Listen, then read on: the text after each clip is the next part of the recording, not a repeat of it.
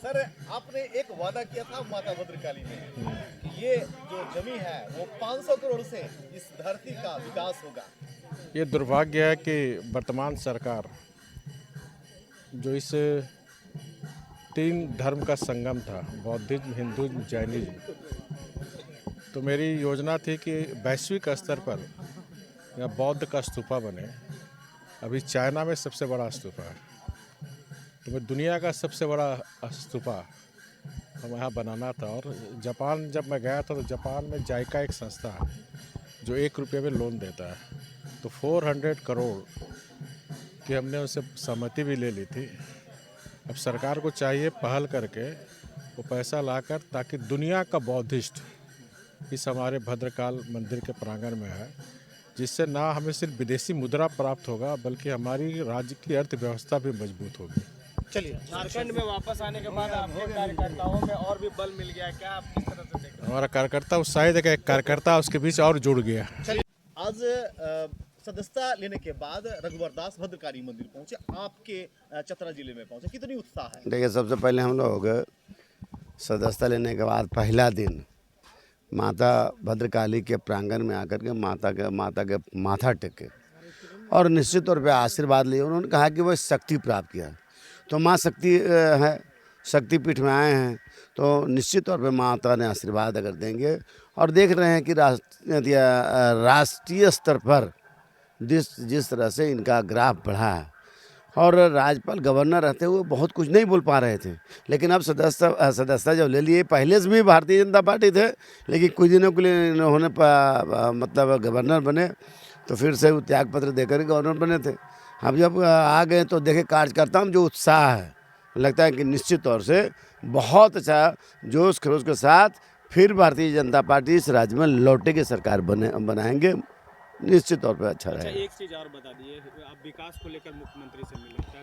निश्चित तौर पे विकास की सुपर मुख्यमंत्री से हम लोग मिलते रहेंगे, मिलते रहेंगे कि भाई चतरा कैसे विकास होता है। जैसे माँ भद्रकाली में बहुत लोगों की डिमांड था, बहुत मांग था कि अभी माननीय पूर्व मुख्यमंत्री और उड़ीसा के गवर्नर रह चुके आदरणीय रघुवर दास जी ने क्या कहा कि हमारा था कि भाई हम चीन में जब गए तो चीन में जब देखे तो लगे कि निश्चित तौर पर यहाँ पर जैसे तीनों धर्म के संगम स्थल ही है, तो तीनों धर्म के मानने वाले जब तक यहाँ पर लोग आएंगे नहीं, तब तक यहाँ पर आर्थिक स्थिति से बहुत मजबूत होगा नहीं।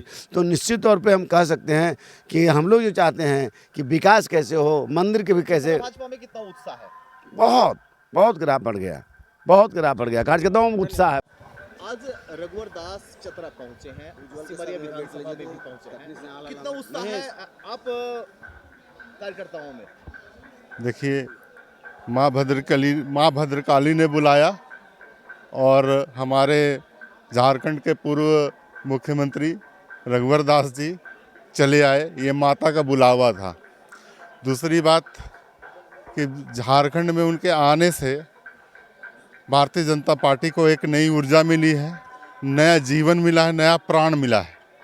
तो निश्चित तौर पे मैं यही कहूँगा कि भारतीय जनता पार्टी संगठन ने इन्हें पुनः यहाँ पे बुलाया है, और मैं अपने माननीय रघुवर सर को मैं बहुत शुभकामनाएं देता हूँ, धन्यवाद भी देता हूँ उनको। आप जो यहाँ के जो चतरा भाजपा, उसमें कितना उत्साह है? पूरा उत्साह है। दास सर्वप्रथम जब मुख्यमंत्री थे तो भारतीय जनता पार्टी अनुशासित पार्टी के रूप में देखा जाता था। कार्यकर्ताओं में अनुशासन था, और अनुशासनहीन जो व्यक्ति थे उनको ये कड़े शब्द में डांट दिया करते थे। उसका प्रत्यक्ष उदाहरण हम भद्रकाली मंदिर में ही देखे हैं। और इनके आने से भद्रकाली मंदिर में जो 600 करोड़ का प्रोजेक्ट लंबित पड़ा हुआ है, अब हम लोग का मतलब इच्छा शक्ति बढ़ा है कि वो 600 करोड़ का प्रोजेक्ट भद्रकाली में फिर प्रभावी रूप से लागू होगा, और पूरा झारखंड का सर्वांगीण विकास होगा।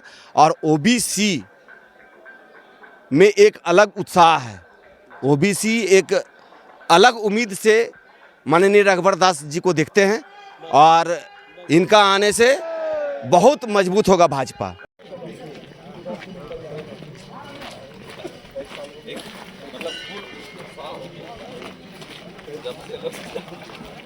बाईस वर्षों प्लस से कीर्तन जो चल रहा है, अखंड कीर्तन यहाँ चल ही रहा है लगातार। और अभी 19 तारीख को समाज के द्वारा प्रतिभा सम्मान